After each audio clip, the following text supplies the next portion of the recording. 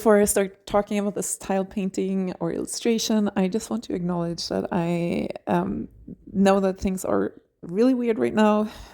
It's strange because things seems to be just moving along as normal, but then at the same time there is this chaotic mess going on, and I don't really know how to tackle that either in my personal life or in my content at the time I want. But I did want to acknowledge that, and I want to send love to and support to anyone who feels like they need it and that you are not alone. Okay, so let's get into what I'm doing in this illustration. I'm just gonna go over like really basic techniques and the materials that I'm using because I am also feeling really weird and I don't really know what else to add besides kind of how to do this.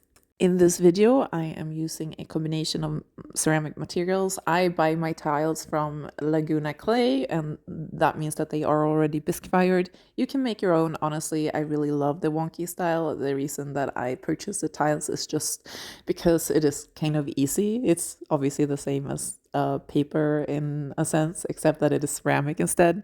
And it just saves a lot of time and just being able to sit down and do something that it's not going to be as long of a process is nice. With that said, I do want to make more of my own tiles because I do like the wonky tiles, and I like the handmade feel of the tiles as well. But these are also really nice. They're high quality. I prep them by using a few layers of Amaco's white opaque matte low fire glaze. I apply 3 of those layers as smoothly as I can, and then I take my ceramic underglaze pencils. I use the weird ZZGYHF,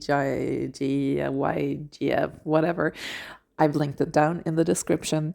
That's what I use for my outline. Then I add a little bit of velvet underglazes from Amaco, and then when I've done that, I go over the illustrations with their crayons. Their crayons are really, really nice.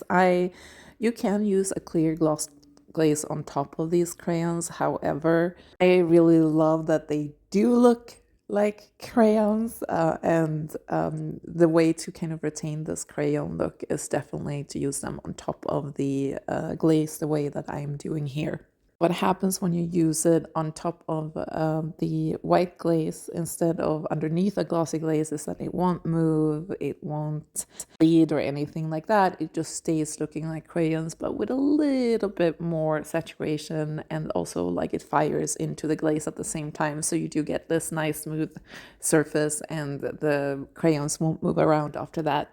Now in the illustration you see here, this is before it's fired. It does look, like I said, quite similar after it's fired. This one is still waiting to be fired, but here are some other examples of pieces of tiles that I have fired. And as you can see, the illustrative style is very much the same. It just adds a little bit of smoothness to the surface, which is nice, but you almost kind of have to see it in real life and able to understand that subtle difference. Other than that, the colors just come out a little bit.